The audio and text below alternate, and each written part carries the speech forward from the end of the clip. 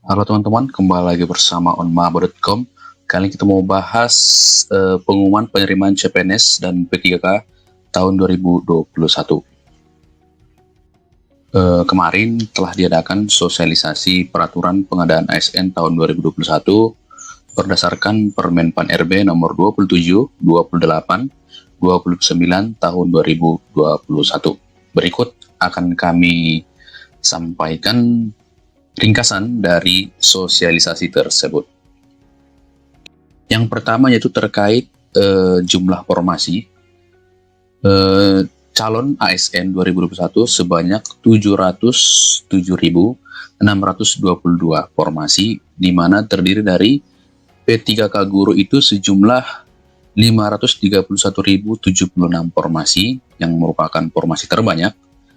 P3K non-guru 20.960 formasi, dan CPNS sebanyak 80.961 formasi.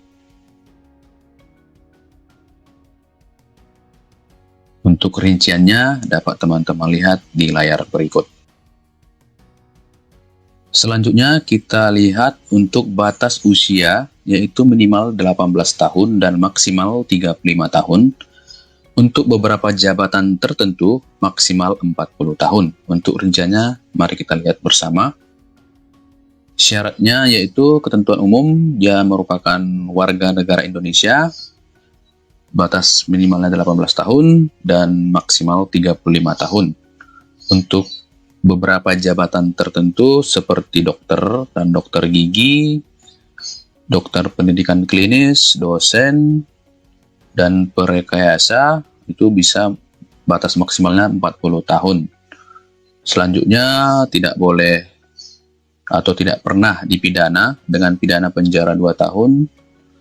Selanjutnya pelamar juga tidak pernah berhenti menjadi PNS, prajurit TNI, anggota Polri, dan juga tidak dengan hormat sebagai pegawai swasta. Jadi dipastikan teman-teman yang melamar itu harus benar-benar mempunyai catatan dan riwayat pekerjaan yang baik.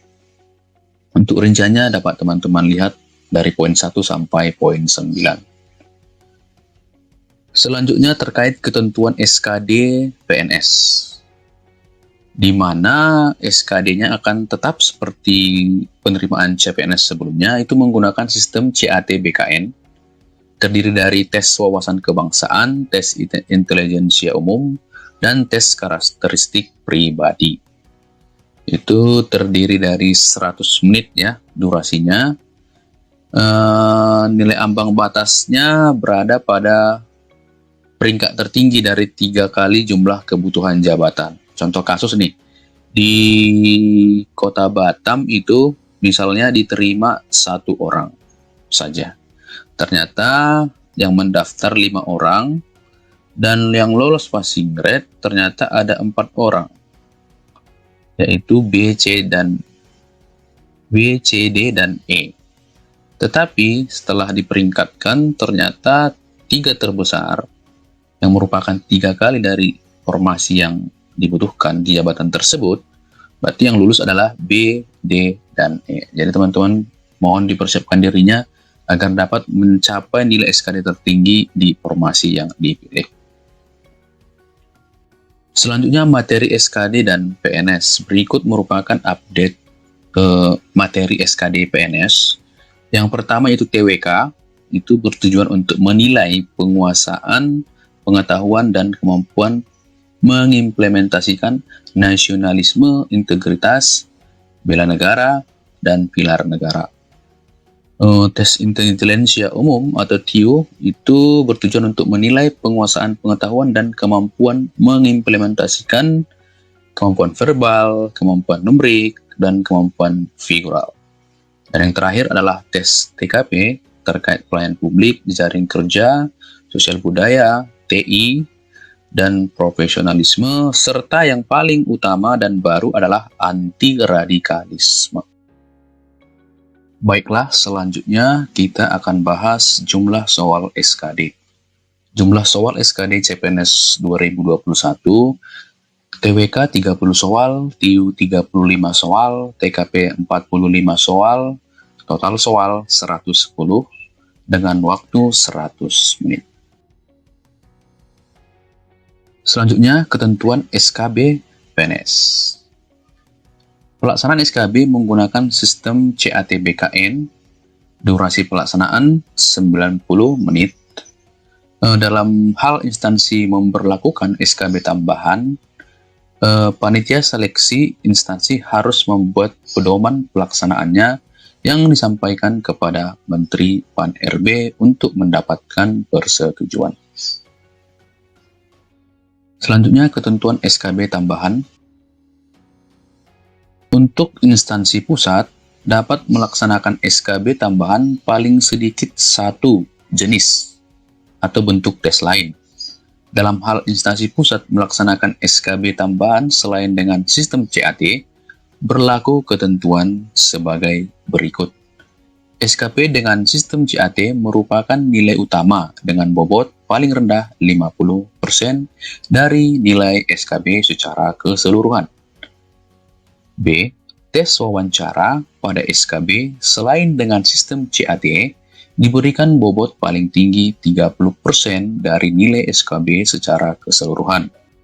Dan yang terakhir yaitu tes berupa uji penambahan nilai dari sertifikat kompetensi diberikan bobot paling tinggi 20% dari nilai SKB secara keseluruhan.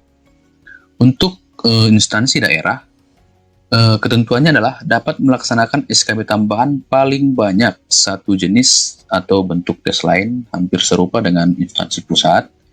Selanjutnya, SKB tambahan tidak boleh dalam bentuk tes wawancara. Dalam hal instansi daerah melaksanakan SKB tambahan selain sistem CAT berlaku ketentuan SKB dengan sistem CAT paling rendah bobotnya itu 60%, sedangkan SKB tambahan diberikan juga bobot paling tinggi 40% secara keseluruhan.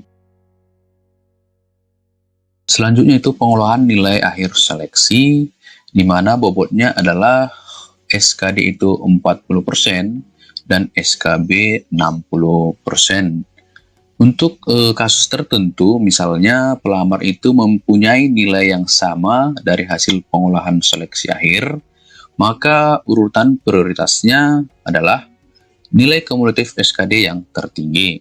Yang kedua, jika masih tetap sama, penentuan kelulusannya didasarkan secara berurutan mulai tes TKP, selanjutnya TIU, sampai dengan tes wawasan kebangsaan yang paling tinggi di antara peserta yang mempunyai skor yang sama. Jika nilainya masih sama juga, ketentuannya dilihat berdasarkan nilai indeks prestasi kumulatif yang tertinggi bagi lulusan diploma, sarjana, maupun magister.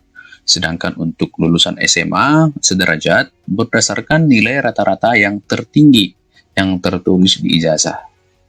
Jika masih sama juga, penentuan kelulusan didasarkan pada usia pelamar yang tertinggi. Selanjutnya, ketentuan umum tambahan, di mana calon pelamar hanya dapat mendaftar pada satu instansi, satu jenis kebutuhan, dan satu jabatan pada tahun anggaran yang sama. Selanjutnya kita akan bahas tentang ketentuan umum P3K, di mana setiap warga negara Indonesia dapat melamar menjadi P3K dengan ketentuan seperti yang ada di layar, di mana usia paling rendah 20 tahun, paling tinggi 1 tahun sebelum batas usia tertentu pada jabatan yang dilamar, tidak pernah dipidana penjara 2 tahun atau lebih, tidak pernah diberhentikan secara tidak hormat atau keinginan sendiri, menjadi seorang ASN, TNI, Polri, dan pegawai swasta, tidak menjadi anggota parpol, memiliki kualifikasi pendidikan sesuai persyaratan jabatan, memiliki kompetensi yang dibuktikan dengan sertifikat keahlian, sehat jasmani rohani, Dan persyaratan lain, serta calon pelamar hanya dapat mendaftar pada satu instansi dan satu formasi jabatan. Syarat yang kedua yaitu persyaratan minimal 3 tahun berpengalaman di bidang kerja yang relevan dengan jabatan fungsional yang dilamar. Selanjutnya kita bahas tentang peserta seleksi P3K Guru, di mana peserta yang berhak untuk mendaftar pada seleksi P3K Guru adalah dengan ketentuan dia merupakan peserta yang terdaftar pada database THK2 di BKN, yang kemudian guru non-ASN yang masih aktif mengajar di sekolah negeri di bawah kewenangan Pemda dan terdaftar sebagai guru di Dapodik Kemendikbud. Yang ketiga, guru swasta yang masih aktif mengajar di sekolah swasta dan terdaftar sebagai guru di Dapodik Kemendikbud.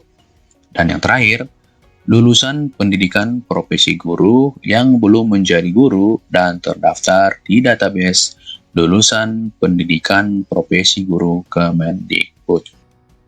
Untuk peraturan yang kita gunakan sebagai referensi pada hari ini akan kami share di link deskripsi. Oke teman-teman, demikian dulu yang bisa kami informasikan hari ini. Semoga teman-teman bisa lulus menjadi CPNS maupun P3K tahun ini, amin. Jangan lupa like, comment, subscribe channel kita agar terus berkembang dan teman-teman bisa mendapatkan update informasi dari onmaba.com. Oke, salam onmaba.com. Dadah.